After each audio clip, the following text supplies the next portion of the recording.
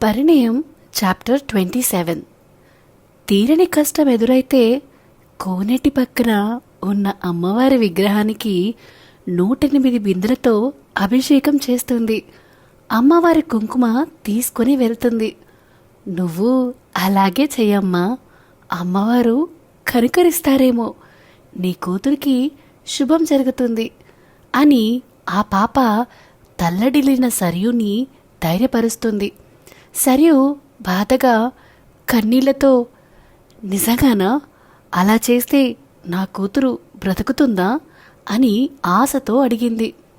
పాప మృదువుగా తల ఊపి, ఖచ్చితంగా వెళ్ళమ్మా, అమ్మవారు నీ కూతుర్ని కాపాడతారు అని చెప్పి ఆమెను అక్కడి నుంచి పంపించింది.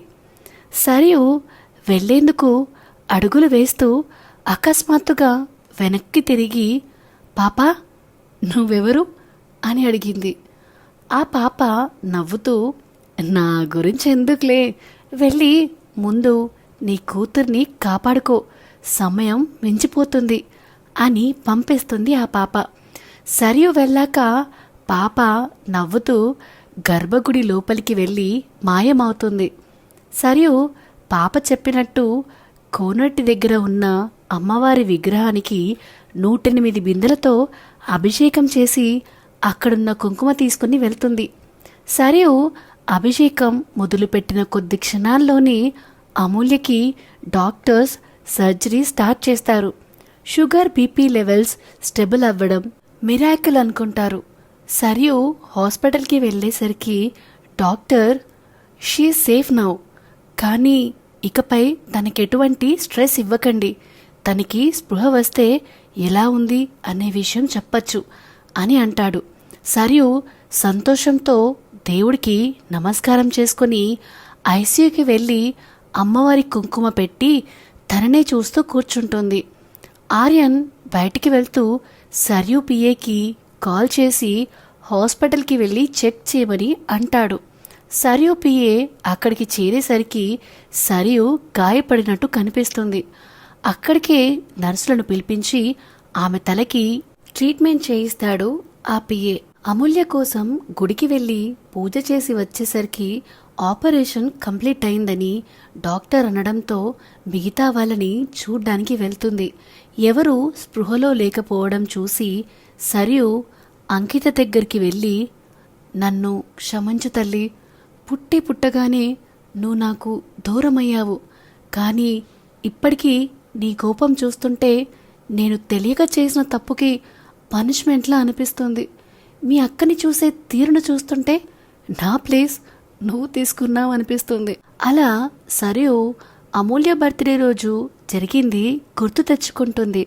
జానవి అంకితని ఏడిపించాలి అని కావాలని అంకితని పట్టుకుని అమ్మూ అంటూ గిరగిరా తిప్పుతూ ఉంటుంది.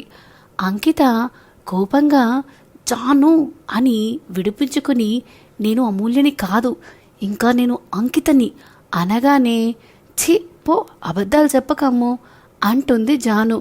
అమూల్య వచ్చి జాను చెవి మెలిపెడుతూ, ఏంటే నా చెల్లిని ఎందుకు ఏడిపిస్తున్నావు అని అడుగుతుంది. జానవి అమూల్యని చూసి షాకింగ్ ఎక్స్ప్రెషన్ పెడుతూ, అమ్మో యు ఆర్ సో గార్జియస్ అని అంటుంది. అమూల్య, అది సరే కానీ దాన్నెందుకు ఏడిపిస్తున్నావే అని అడుగుతుంది. జానవి, ఏం చేయమంటావు, ఈ అంకిత ఎప్పుడూ మొగురాయిడ్లా ప్యాంట్స్ అండ్ షర్ట్స్ తప్ప ఇలా అవతారాన్ని చూసిందే లేదు కదా, అందుకే తనని నువ్వనుకున్నా అని అంటుంది. అమూల్య సీరియస్గా, ఎన్ని ఇయర్స్గా నాతో ఉంటున్నావు, నాకు అంకితకి తేడా తెలియదా అని అంటుంది అమూల్య. జానవి, ఎందుకు తెలియదు, నీ వెనుక అబ్బాయిలు క్యూ కడితే దాన్ని చూసి అందరూ పారిపోతారు అని అంటుంది. అంకిత కోపంగా, జాను అలా అనకు, నాకు కోపం వస్తుంది అని అంటుంది. జానవి, నిజం చెప్తే కోపమే వస్తుంది అంకిత అని ఎక్కిరిస్తూ అంటుంది. అంకిత కోపంగా, నాకు ఒకళ్ళున్నారు అనగానే, దేనికి, వాచ్మెన్గా పనిచేయడానికా అని వెట్టకారంగా అంటుంది. అంకిత, కాదు, నాకు సైట్ కొట్టడానికి కోర్స్ అలా సైడ్ కొట్టినందుకు వాడి గూబ గులాబ్ జామున్ అయిందనుకో అని అంటుంది అంకిత. జాను నవ్వుతూ అంత దురదృష్టవంతుడు ఎవరు అని అడుగుతుంది. సో ఇదేనండి పరిణయం 27th చాప్టర్. ఎవరికైనా ఈ స్టోరీ మిస్టీరియస్గా కానీ కన్ఫ్యూజన్గా కానీ అనిపిస్తుంటే ప్లీజ్ ప్రీవియస్ చాప్టర్స్ ఒకసారి విని ఈ చాప్టర్ని వినండి, మీకు క్లియర్గా అర్థమవుతుంది. మధ్యలో ఈ స్టోరీ వింటుంటే మీకు ఎవరికి అర్థమయ్యే ఛాన్సెస్ తక్కువ ఉండొచ్చు. ఈ వీడియో కనుక మీకు నచ్చినట్టయితే please like, share and comment చేయండి. అలానే ఇలాంటి కొత్త కథల కోసం మన channel the novel whisperer with Vinyani subscribe చేసుకోండి. Thank you.